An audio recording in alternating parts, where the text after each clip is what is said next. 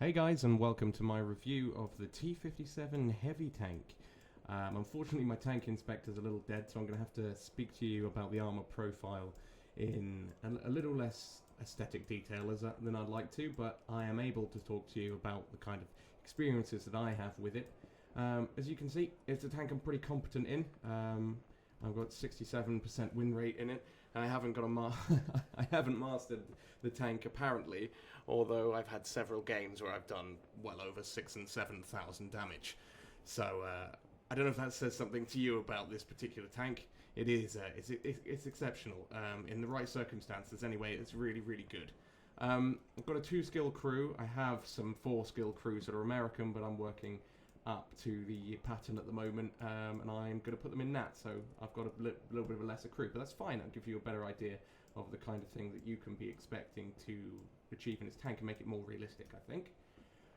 So as you can see, first of all, we'll start off here. We've got a rather chunky hit point pool. You know, it's not an E100, but that's pretty chunky for a tank that is pretty much a medium tank, and must be played as such, really. Weight of the vehicle is quite heavy. The power to weight ratio, I'm not entirely sure what it is, but it's not fantastic. It doesn't get to its top speed very fast, and its top speed is a rather underwhelming 35 kilometers per hour. Having said that, it's not immobile. It can relocate. Depends on the kind of map.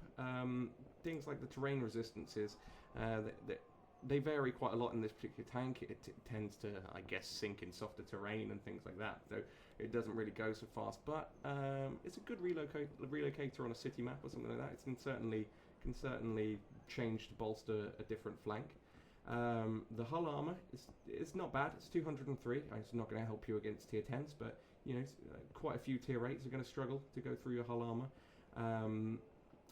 Some tier 9s, but not many really.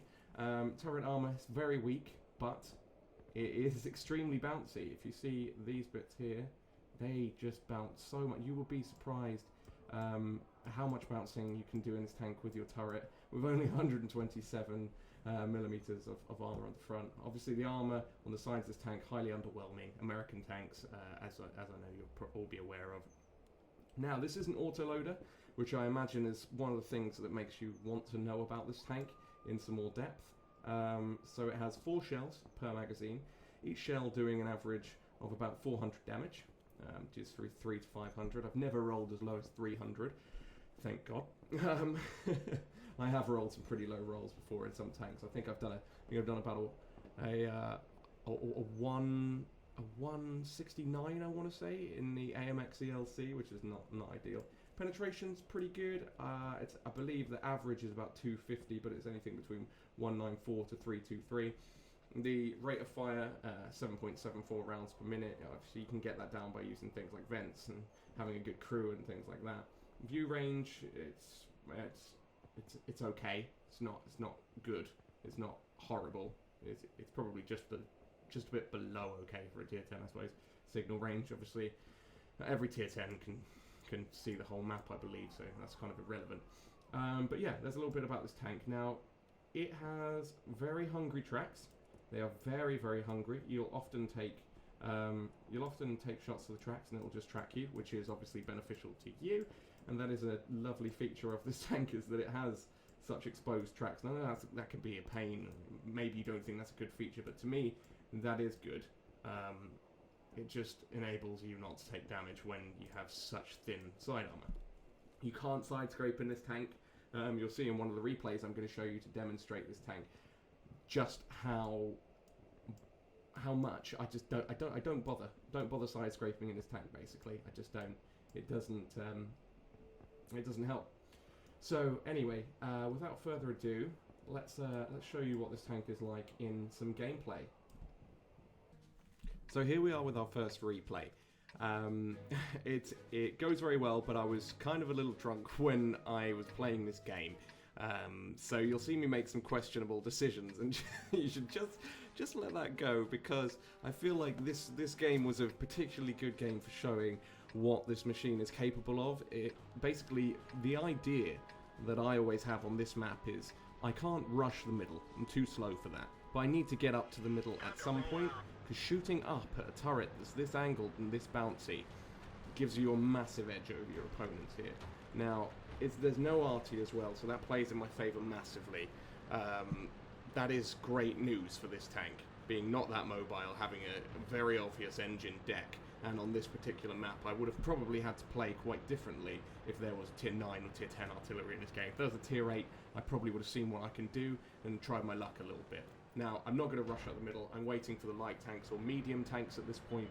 I get a little shunt up the bum there, which is roughly completely average roll for the first shot. I'll take that. I'll always take an average roll. So I'm trying to support this M103. I think he's a bit nuts, to be honest, for going up there. But he doesn't... I don't think he seems to take any damage. One unfortunate shot, one bad shot, and one shot straight into the cupola. Bad shot, I'll blame on the alcohol. So, oh, there you go. The M103 is taking some damage. He shouldn't have sat there. If he was going to go, he needed to go. So what I'm trying to do here is I'm looking at my map. I'm wondering if I need to go and bolster the other flank. And I have a moment's hesitation here. That's all that happened. And then I decide, no, do you know what? Based on the current positions of the enemy team, it would certainly be best if I just rush the middle now. I'm like, what can I take? 1,000 damage?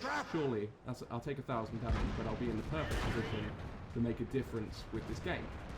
So there you go, 1,000 health gone, but I've traded it for 400 damage done and the potential of doing thousands and thousands. And now I've got a wonderful angle on these tanks.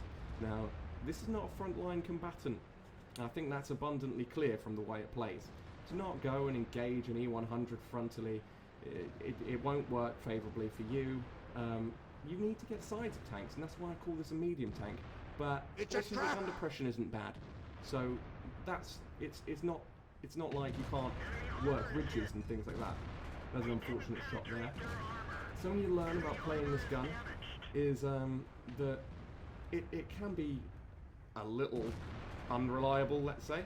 I just poke out there to check if I've actually blown away that cover so I can shoot them. Which was the goal of that last shot there. That's why I stayed there for a little bit longer. So yeah, so you see me using a little bit of gun depression to get this thing, more than some heavies, less than others.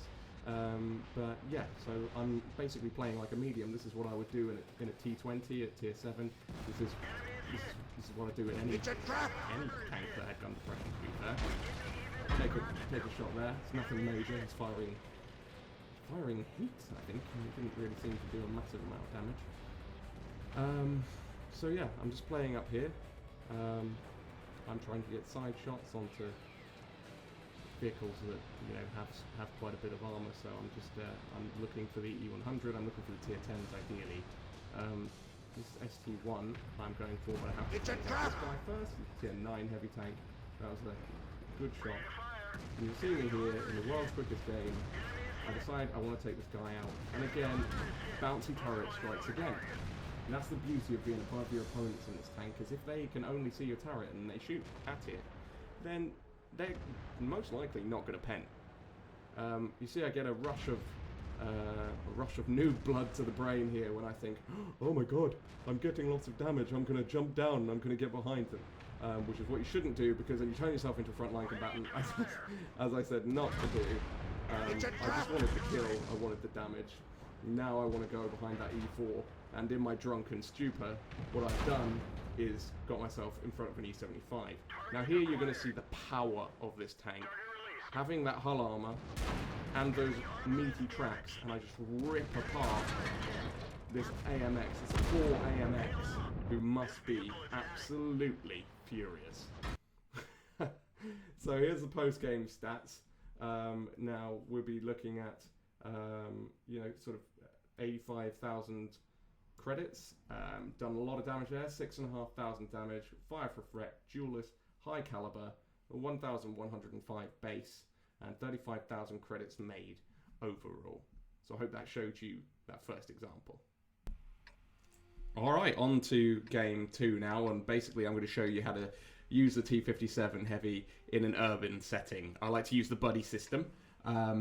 Basically, I find someone who has a little more armor, help them out, and also, obviously, that helps me out a lot. You see me put in chat there, it's a tough one, but we can do this. I'm trying to amp my team up because they have 3 Unicums on their team. With particularly good Unicum stats. They're not like, you know, they're not like 2.5k or anything like that. I think they're about 4,000 win 8 based on memory. I only played this game yesterday or something like that.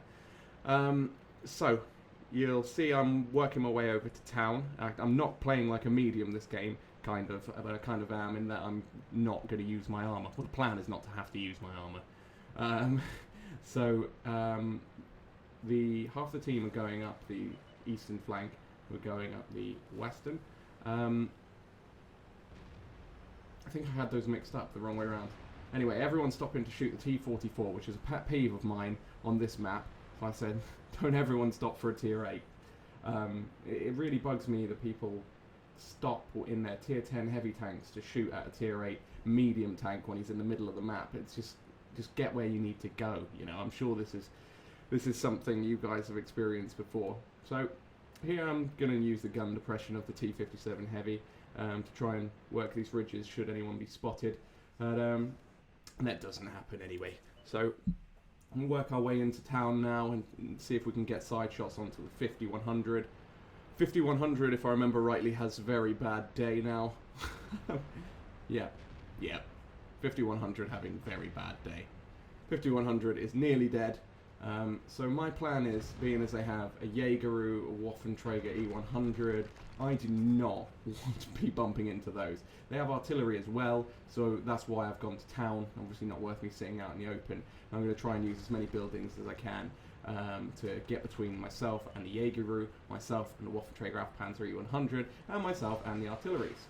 I'm going to spot round this corner, because obviously a Jaegeru could be sitting there, so I just need to see if my sixth sense goes off here. It doesn't, so I feel a little bit safer. And I'm gonna again make a dash for that next opening. Now I found my buddy because he's near me here, and I've decided, all right, excellent, this is going to be my buddy. The Waffenträger E100 gets spotted up there, and we both want to get shots on him, but it's not really possible from where we are, unfortunately. I think about taking a shot, but it's not worth it with the 23-second reload I have on this thing. So, I'm going to use the E5. That's what I've decided. So wherever he goes in this town, I will follow. I will make sure that he is taking the brunt of the hits, but also I'm the kind of player who will jump in front of him if he's taking too many hits and take some of those hits myself, because obviously I have a bigger health pool than him, which is quite remarkable, considering my lack of armor and his lots of armor. He doesn't have tons and tons, but yeah, he's got a lot more than me on the turret, etc. I think we have the exact same hull pretty much, although I don't have the E5, so I can't be 100% sure. So anyway, I'm going to let him take on that IS-3. It's not bad for me. And here we get to see again the power of this tank when it's unloading. So I go for the tracks, sort of track height, and then he untracks himself, I retrack him, and put the fourth shot into him. So that's 1,547 damage done to that tier 9 tank destroyer in almost no time. Obviously, it's taken me a while to get into position, but I'm referring to the actual autoloader itself. So I've got 10 seconds left of my reload here. This E5 doesn't get that I'm trying to help him not steal his kills. I feel a bit like Gandalf. I'm not trying to rob you! Donk one into the ground there. Go for the tracks. Didn't manage to get the tracks. E5 goes around, puts a shot into the lurver. And again, I'm trying to help this E5. And he doesn't realise it. He thinks that I'm trying to steal his kills, and that's all I'm trying to do. Just trying to make sure he doesn't take any more hits because I need his armor. Also, we're getting capped, but I don't have the speed to relocate against that soft terrain. And here you see bouncy turret strikes again. That Waffenträger Panzer E100 bounces straight off my turret. That's something I don't want to say you can rely on in this tank, but it is something you can pretty much rely on bouncing half of the shots that are put in your turret, depending on obviously what kind of shots they're. Obviously Jaegeru, you're never going to bounce it. But yeah, I want to get this guy out of the game, so I'm trading these off. Trade. I've just taken the shots, which is, you may not think is the best thing to do, but if he reloaded and caught me out in the open with a full clip, I'm definitely dying there, so I had to take him out. That was my thought process there. T57 Heavy and T34 back at base doing a fantastic job of not letting them cap and just keeping them at bay. Now, this guy, the Jagdpanzer E100, I want to get shots on him.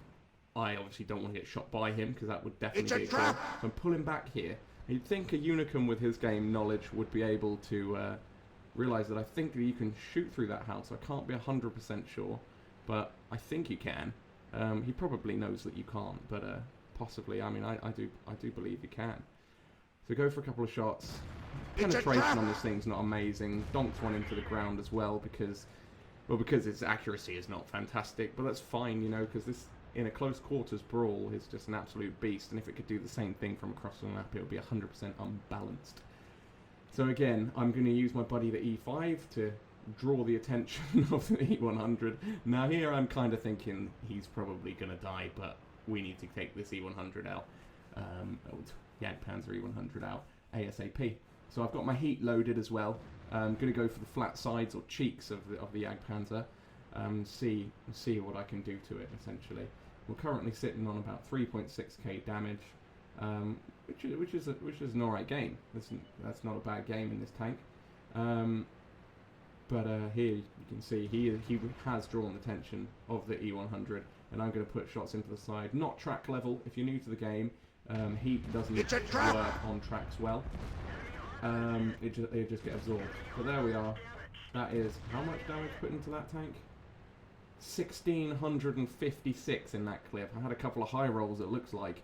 Yeah, I really do think I had a couple of high rolls there. Let's have a look. Oh, it's not letting me look. Yeah, look at that. I did have a couple of high rolls. 1600 should have been my average. I did have a couple of high ones there. Here, I'm not changing away from my heat and reloading for another 20 seconds. So I'm just going to fire my heat and just deal with the cost. But there you are. That's that game for you all wrapped up, and I'll see you in the post-game stats. So apparently in the T57 Heavy, the about 5.5k damage is a second class. So again, that tells you a little something that this tank is quite good, or that all the people who play this tank know how to play it well. I'm hoping obviously this helps you play it well. Picked up a high caliber, which is always nice as well. So plenty of damage done there. Oh, it's actually 5.7k damage, 995 base with 4 kills this game. That's a good effort there. Damage blocked by armor 1120, which is alright considering I don't have any armor on my turret, and I managed to bounce a couple of good shots from the Waffenträger Panzer E100. And on to the final bit where I've made 10k, kind of paid for them heat rounds at the end there against the artillery, I think. But yeah, all in all, had an excellent game. I hope this really helps you guys. I hope this review makes you decide to get it because I love this tank. And hopefully also, I'll see you next time. Take care.